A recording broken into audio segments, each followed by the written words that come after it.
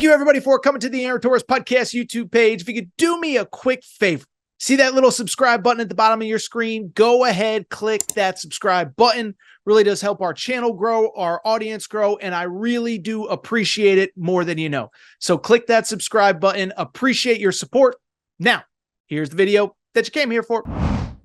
Beautiful Columbia, Missouri. Okay, so Alabama, of course, was ranked number 2 in the country last week. They hosted that number 1 matchup with Auburn. They lose to Auburn, but you say, okay, they're going to be fine. It's Alabama. They're the number 2 team in the country. They're a number 1 seed according to all the all the bracketology and this and that. Well, I bring it up because no one told Dennis Gates and the Missouri Tigers. That's right. Alabama walked into the gates of hell. How about that one for a pun? Alabama destroyed. Final score in this one, 110-98.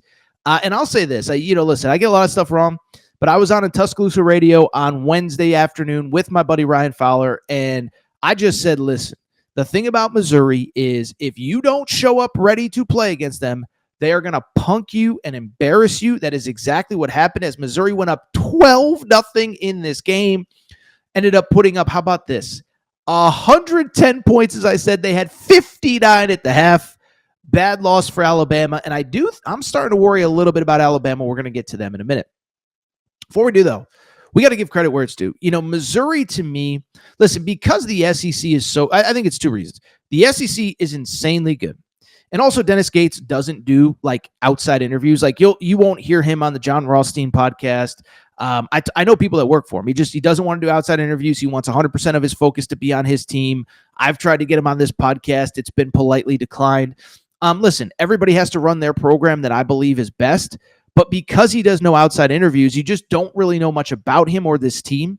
But they're one of the best stories in college basketball. Okay, remember, this is a team that last year finished 0-18 in SEC play. They did not win a single SEC game, yet with this win, Missouri is now on the season 20-6 overall, 9-4 in the toughest SEC ever. They are tied for 4th place in this league.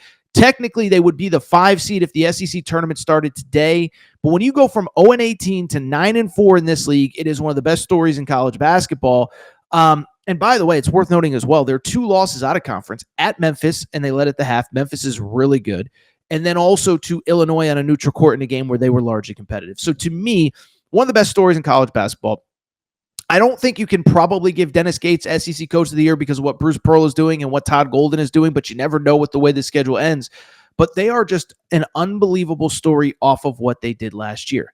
And I think the thing that stands out to me about them, they just play, 1, they play a fun brand of basketball, but 2, they just play so tough, so aggressive, and basically if you do not show up ready to play, again, they are going to embarrass you. What Missouri does, and we haven't just talked very much about them, what they do basically better than everybody else in college basketball, they force a ton of turnovers and they don't turn the ball over, okay? Again, we've mentioned this a few times. We don't talk about turnover margin in basketball the way we do about football, but you look at this Alabama game, Alabama with 14 turnovers, only 8 for Missouri, and then Missouri finishes the game overall with 21 points off turnovers, and when you win by 12, that's the difference in the game. And so when I look at Missouri, listen, I know we do this time of year where we claim 40 different teams are Final Four sleepers. But to me, Missouri has to be in the short conversation of a team that's probably going to be in that 4 to 6 range. If Missouri, I'm just saying it, if Missouri is the 4 seed in the same bracket as Duke, you mean to tell me that they can't beat Duke with the way they play defense, with the way they force turnovers? Now, Duke's bigger. Duke's more athletic in the front court. But Missouri's the kind of team that I think is just going to be kind of under the radar. Again, I just don't feel like they're getting nearly enough credit that they deserve. And I think they're one of those teams that is going to be under the radar. We're not going to be talking about them. They're going to get the right matchup, and they are going to have a chance to make a run in March. Because, again, you force a lot of turnovers. You can score in transition, as I said. They're very guard-centric. They have a bunch of veteran guards, and they shoot the 3 ball really well at 37%. And so I want to give them credit. And to me, they are the kind of team that, again, I know I hate doing this at this time of year because everybody does it, but it's that's not the team that you want to see in your bracket. And I know we say that about 50 different teams at this time. Missouri really is that team. And you look at what they've done. I think this is the most impressive stat. I tweeted it out. I forgot to send producer Matt this, so blame Torres, slap on the wrist. But we talked about the bracket reveal over the weekend, okay? We know that the 4 number 1 seeds were Auburn, Alabama, Duke, and Florida.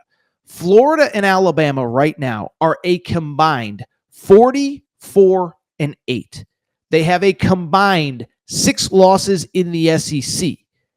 2 of those 4 losses are to Missouri. Missouri is 2-0.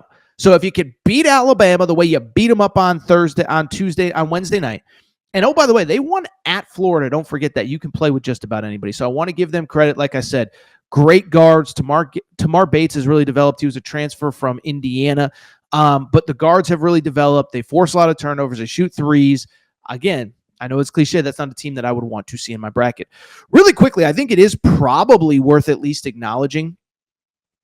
I'm starting to worry a little bit about Alabama, okay? And it's not like one of those cliche, oh, they've lost 2 in a row. What does it mean? But there are 2 things that are starting to concern me about Alabama. And again, I understand that they're number 2, number 3 in the country, whatever they are. And I understand also that on top of that, they are the type of team that was playing great basketball, has a great overall record, and they did just lose to a top 15 team. And so, I don't want Missouri fans to be like, oh, Torres, you can't even give us credit. Well, I just gave you credit, okay? So I'm not saying that this was a bad loss for Alabama. But there are 2 things that are starting to emerge for me with Alabama. One, Alabama's defense still is just not good enough. Now, I know they were able to overcome it in the NCAA tournament last year, make a Final Four, but this is the second year in a row where Nate Oates just cannot get these guys going in the right direction. 110 allowed to Alabama on Wednesday night. I'm getting all my days confused here because I was traveling. Gave up 94 to Auburn at home. And it's not like they haven't given up plenty of points in other games as well. Gave up, you talk about going back to the game at Rupp. They gave up 97 at Rupp. They gave up 87 to Vanderbilt a few weeks ago, 81 to Arkansas. And so I understand that, and by the way, I know all the analytics nerds will be like, oh, well, they played faster and have more possessions. That's why they give up more points. Okay, I get it. They're still not good enough defensively. The other thing with Alabama, it's really 2 things in one. I don't really know who they are. And it's weird, right? And again, am I overreacting because Alabama lost 2 games in a row? Maybe. They were playing really well coming in. They have a bunch of great wins. They're a team that has obviously beaten Houston in the out-of-conference, beaten a very good Creighton team in the out-of-conference, pretty much ran through the SEC up until this point, beat Kentucky, beat Mississippi State on the road, beat Texas on the road, on and on. But one, I do think their record's a little bit inflated because they played the easiest part of their schedule, which is crazy to say, but they still have Auburn on the road. They still have Florida. They still have their only game with Tennessee. So they still have some tough games left on the schedule, but they're beyond the defense. 2 things stand out. One, I don't really know who they are, right? Like, shoot a lot of threes, but they don't shoot well. Mark Sears is good. Sometimes he isn't. Sometimes he plays well, whatever. But then here's the other thing, and I was talking to Ryan Fowler about this. Like, who is the leader on this team, right? Like we know at Auburn, everything goes through Janai Broome and Chad Baker-Mazara. We know at Kentucky, it's about Lamont Butler when he's healthy. We know at Tennessee, it's a guy Ziegler. I don't know who that is at Alabama. I love Mark Sears, but, he was sulking on the sidelines a few weeks ago when he got benched. Grant Nelson's kind of a transfer, and he plays well sometimes, and he doesn't play well. I don't know who they are or what they're about. So I guess the point that I'm trying to make is, 1, I do think there are some more losses coming. And 2, I would also say that I think that it's hard to say. They deserve the ranking that they have. It's not that they are overrated, but it is like, are they really as good as we thought they were? I don't know. We're going to find out in the coming weeks. Again, that Alabama schedule is thankless. And it continues this weekend against Kentucky. We're going to preview the weekend here in just a minute, but it doesn't get any easier with Kentucky coming to town.